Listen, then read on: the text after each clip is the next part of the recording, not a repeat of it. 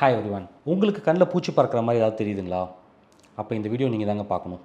And இந்த வீடியோவில் எதனால் பூச்சி பறக்குது, அண்ட் அதுக்கு நாங்கள் என்ன பண்ணுவோம், அண்ட் வேறு என்னென்ன காரணங்கள்னால கண்ணில் பூச்சி பறக்கலாம், அண்ட் இதுக்கு ட்ரீட்மெண்ட் இருக்கா, அண்ட் கடைசியாக ஹோம் ரெமெடி வீட்லேயே ட்ரீட்மெண்ட் பண்ண முடியுமா, அதை பற்றியும் இந்த வீடியோவில் பேச போகிறேன். ஸோ கடைசி வரைக்கும் பாருங்கள். இந்த சேனல் நீங்கள் புதுசாக நான் டாக்டர் சையத் மூசா. அண்ட் இந்த சேனலில் ஐ அண்ட் ஹெல்த்தை பற்றி எல்லா விஷயத்தையும் பேசுவேன். உங்களுக்கு ஐஆர் ஹெல்த்தை பற்றி தெரிஞ்சுக்கணும்னா இந்த சேனலை சப்ஸ்கிரைப் பண்ணுங்கள், பெல் நோட்டிஃபிகேஷன் ப்ரெஸ் பண்ணுங்கள். ஸோ தட் என்னோடய வீடியோஸ் உங்களுக்கு வந்து சேரும். Coming to the topic, I floaters அப்படின்னு சொல்லிட்டு சொல்லுவோம். அதாவது கண்ணில் பூச்சி பறக்கிறது. இது எதனால் வருது அப்படின்னு கேட்டிங்கன்னா, கண்ணோட லென்ஸ்க்கு பின்னாடி ஒரு ஜெல்லு மாதிரி ஒரு சப்ஸ்டன்ஸ் இருக்குங்க. அந்த ஜெல்லு வந்து கரைஞ்சி சம்டைம்ஸ் பாக்கெட்டாக இருக்கும். அந்த பாக்கெட்ஸை வந்து நீங்கள் பார்க்குறதுனால தான் உங்களுக்கு அந்த பூச்சி பறக்கிற மாதிரி தெரியுது. அதாவதுங்க, ரே ஆஃப் லைட் கண்ணில் வந்து விழும்போது அது கண்ணில் ஒரு மையப்பகுதி இருக்குங்க, ரெட்டினா, அதில் மேக்குலான்னு சொல்லுவோம். இது வந்து விழித்திரைன்னு சொல்லுவோம். அந்த பகுதியில் வந்து விழும்போது உங்களுக்கு இதோட நிழல் வந்து அந்த லிக்விட் பாக்கெட்ஸோட நிழல் வந்து கண்ணில் படுறதுனால உங்களுக்கு அந்த மாதிரி பூச்சி பறக்கிற மாதிரி தெரியுங்க. அண்டு இது வந்து பிவிடின்னு சொல்லுவோம், போஸ்டிவ் விட்ரஸ் டிட்டாச்மெண்ட் சொல்லிட்டு சொல்லுவோம். இதுவும் வந்து பின்னாடி இருக்க ஜெல் வந்து லிக்விடாக ஃபார்ம் ஆகிறதுனால வர்ற பிரச்சனை. இது யாருக்கெல்லாம் வரும் அப்படின்னு கேட்டிங்கன்னா, வயசு அதிகமாக நிறைய பேருக்கு வருங்க. ஆனால் இப்போ வந்து கம்மி வயசில் கூட வருது. ஏன் காரணம்னா, மயோப்பியா வந்து ரெண்டாவது முக்கியமான காரணம். அதாவது ஷார்ட் சைட், கிட்ட பார்வை, மைனஸ் பவர் அப்படிலாம் சொல்லுவோம்ல, அந்த மயோப்பியாவில் வந்து சம்டைம்ஸ் வருங்க.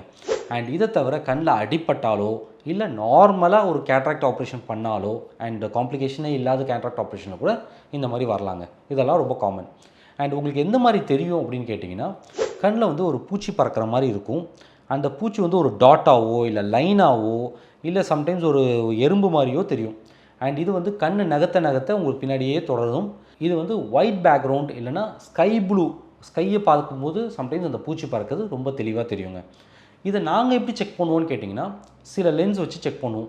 ஒரு ஸ்லிட் லேம்புன்ற ஒரு மெஷினில் ஒரு லென்ஸ் வச்சு பார்ப்போம். பின்னாடி வந்து அந்த மாதிரி பாக்கெட்ஸாக இருக்கா, போஸ்டிவ் விட்ரஸ் டிட்டாச்மெண்ட் இருக்கான்னு பார்ப்போம். இதை தவிர இன்னொரு பெரிய லென்ஸ் வச்சு ஐடிஓன்னு சொல்லுவோம், இன்டைரக்ட் ஆப்தல்மோஸ்கோப்பின்னு. அது மூலியமாகவும் நம்ம பின்னாடி இருக்க ஜெல்லு வந்து லிக்விட் ஆகிடுச்சான்னு பார்க்க முடியும்.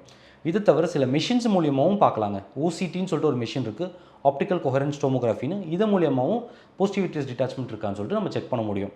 அண்ட் கண்ணில் வந்து ஏதாவது குறை இல்லை ஏதாவது ஒரு ஒபேசிட்டி இருக்குது அப்படின்னா, அப்போ அவங்களுக்கு வந்து பி ஸ்கேன் மூலியமாகவும் நம்ம செக் பண்ணி கண்டுபிடிக்கலாம் எங்களுக்கு போஸ்டிவ் விட்ரஸ் டிட்டாச்மெண்ட் இருக்கான்னு சொல்லிட்டு.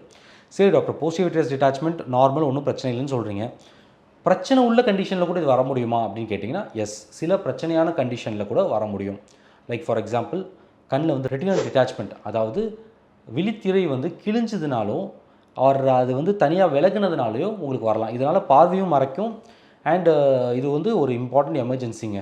அண்ட் இதை தவிர வந்து இன்டர்மீடியட் யுவைட்டிஸ்னு சொல்லுவோம். அதாவது கண்ணில் வந்து சம்டைம்ஸ் வீக்கம் இருந்ததுன்னா அது வந்து இன்டர்மீடியட் யுவைட்டிஸ் ஆர் யுவைட்டிஸ்னு சொல்லுவோம். அதில் வந்து இந்த பூச்சி பறக்கிறது ரொம்ப தெளிவாக தெரியும். விட்ரியஸ் ஹெமரேஜ், அதாவது கண்ணில் லென்ஸுக்கு பின்னாடி இருக்க ஜெல்லில் ரத்த கசிவு இருந்ததுனாலும் விட்ரியஸ் ஹெமரேஜ்னு சொல்லுவோம். அதில் கூட உங்களுக்கு பூச்சி பறக்கிறது தெரியும்.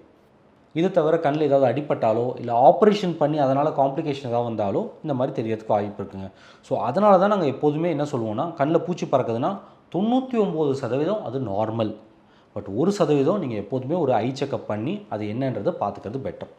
ஸோ நம்ம இப்போ பேச போகிறது வந்து நார்மல் 99% இருக்கிற அந்த பிவிடியை பற்றி தான். இதுக்கு ஏதாவது ட்ரீட்மெண்ட் இருக்கா அப்படின்னு கேட்டிங்கன்னா, ஒரு 5 ட்ரீட்மெண்ட் இருக்குங்க. ஃபஸ்ட்டு ரொம்ப இம்பார்ட்டன்ட் ட்ரீட்மெண்ட், ஒன்றுமே பண்ணக்கூடாது.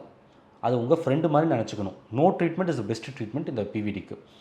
அதை தாண்டி உங்களுக்கு ரொம்ப தொந்தரவு இருக்குதுன்னு நீங்கள் நினச்சிங்கன்னா, ஒரு சொட்டு மருந்து இருக்குங்க. அதாவது அட்ரோபின் ஐ ட்ராப்ஸு 0.01%, அதாவது ரொம்ப low dose atropine eye drops. அட்ரோபின்னா என்னென்னா பியூப்பிள் டைலேட் பண்ணுற eye drop. So pupil dilate ஆகிறதுனால என்ன ஆகும்னா, ரே ஆஃப் லைட் கண்ணுக்குள்ளே வரும்போது அந்த ரே ஆஃப் லைட் வந்து டிஃப்ரெண்ட் ஆங்கிள்ஸ்லேருந்து லைட் உள்ளே வரும். இது எப்படின்னா, ஒருத்தர் நின்றுட்டுருக்காங்க, மேலேருந்து சூரிய வெளிச்சம் பட்டுச்சுன்னா அவங்களோட நிழல் வந்து நல்லா தெரியும்.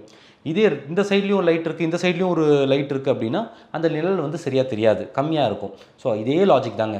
உங்களுக்கு எல்லா பக்கத்துலேருந்தும் லைட் அடிக்கும்போது, அதாவது பியூப்பிள் டைலேட் ஆகிறதுனால உங்களுக்கு எல்லா சைட்லேருந்தும் லைட் உள்ளே போகிறதுனால அந்த நிழல் வந்து ரொம்ப அதிகமாக தெரியாமல் கம்மியாக தெரியும். ஸோ இது மூலியமாகவும் உங்களுக்கு ட்ரீட் பண்ணலாம். 3வது ட்ரீட்மெண்ட் என்னென்னு கேட்டிங்கன்னா, லேசர் ட்ரீட்மெண்ட். ND-AG லேசர் சொல்லுவோம். அதாவது சில கண்டிஷனில் போஸ்டீரியர் கேப்சுலர் ஒபேசிஃபிகேஷன் இல்லை ஆஃப்டர் கேட்ராக்ட் இந்த மாதிரி கண்டிஷனில் நாங்கள் ஒரு கண்ணில் ஒரு ஓட்டை போடுவோம். அதேமாதிரி பிஐன்னு சொல்லுவோம், பெரிஃபரல் ஐரிடாட்டமின்னு சொல்லிட்டு. இந்த மாதிரி ஒரு ஆங்கிள் க்ளோஷர் குளோக்கோமா இந்த மாதிரி கண்டிஷன்லலாம் ஒரு ஓட்டை போட்டு அந்த தண்ணி பாதையை பெருசாக்குவோம்.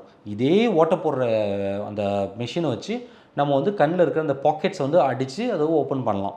ஸோ இது ஒரு ட்ரீட்மெண்ட். பட் இது என்னென்னா விட்ரியஸ் ஜெல்லில் நம்ம பண்ணுறதுனால ரெட்டினால அந்த லேசர் படுறதுக்கான சான்சஸ் கொஞ்சம் இருக்குங்க. ஸோ நிறைய டாக்டர்ஸ் இதை வந்து செய்கிறதுக்கு யோசிப்பாங்க அண்ட் பண்ணவும் மாட்டாங்க. 4வது இதுக்கு ட்ரீட்மெண்ட் என்னென்னு கேட்டிங்கன்னா ஆப்ரேஷனுங்க. பார்ஸ் பிளானா விட்ரெக்டமின்னு சொல்லிட்டு ஒரு ஆப்ரேஷன். அதாவது ரெட்டினாவில் பிரச்சனை இருந்ததுன்னா எல்லா ரெட்டினா டாக்டர்ஸும் இந்த சர்ஜரி பண்ணி தான் அந்த ரெட்டினா இருக்க பிரச்சனையை சரி பண்ணுவாங்க. இது தவிர மற்ற சர்ஜரிஸும் இருக்குது, பட் இதுதான் மேஜராக அவங்க பண்ணக்கூடிய சர்ஜரி.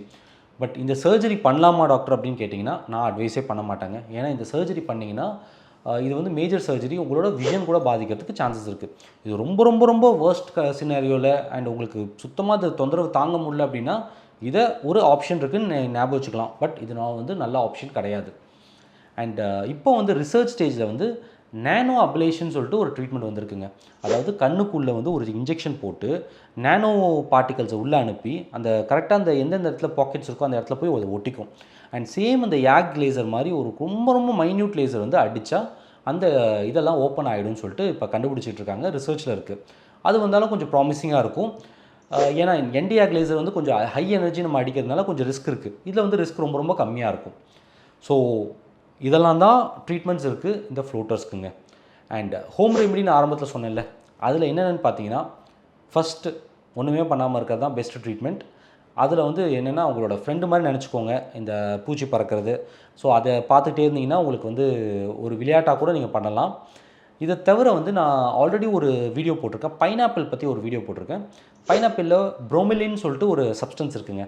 அந்த சப்ஸ்டன்ஸ் வந்து அந்த லிக்விட் பாக்கெட்ஸ்லாம் உடச்சி விட்டு ஃபுல்லாகவே லிக்விட் ஆக்கிறதுனால உங்களுக்கு அந்த பூச்சி பறக்கிறதுலாம் கம்மியாகுதுன்னு சொல்லிட்டு ரிசர்ச்சில் ஒரு சின்ன குரூப்பில் வந்து ஸ்டடி பண்ணியிருக்காங்க. ஸோ நீங்கள் அன்னாச்சி பழத்தை ஒரு 100 கிராம் டெய்லி எடுத்துக்கிட்டிங்கன்னா சம்டைம்ஸ் இந்த ஃப்ளோட்டர்ஸ் குறையலாங்க. அண்ட் பப்பாயாவில் இருக்கிற பப்பைன்ற ஒரு சப்ஸ்டன்ஸ் கூட சம்டைம்ஸ் ஃப்ளோட்டர்ஸை குறைக்கலாம். அண்ட் அத்திப்பழத்தில் இருக்கிற ஃபிஷ்ன்ற ஒரு சப்ஸ்டன்ஸ் கூட உங்களோட இந்த ஃப்ளோட்டர்ஸை குறைக்கலாங்க. ஸோ இதெல்லாம் ட்ரை பண்ணி பாருங்கள். யூஸ்ஃபுல்லாக இருந்ததுன்னா எனக்கு கமெண்ட்டில் சொல்லுங்கள். அண்ட் பெஸ்ட்டு ட்ரீட்மெண்ட் பார்த்தீங்கன்னா ஒன்றும் பண்ணாமல் இருக்கிறது. செகண்ட் வந்து நீங்கள் இந்த சப்ஸ்டன்ஸ் தான் சாப்பிடலாம். தேர்ட் வேணால் அந்த ஐ ட்ராப்ஸ் ட்ரை பண்ணலாங்க. ஸோ இதெல்லாம் ட்ரை பண்ணி பாருங்கள். உங்களுக்கு ஏதாவது யூஸ்ஃபுல்லாக இருந்ததுன்னா கமெண்ட்டில் போடுங்க. அண்ட் நான் பைனாப்பிள் பற்றி பேசின ஒரு வீடியோ லிங்க்கில் போடுறேன், அதையும் நீங்கள் பாருங்கள். தேங்க்யூ.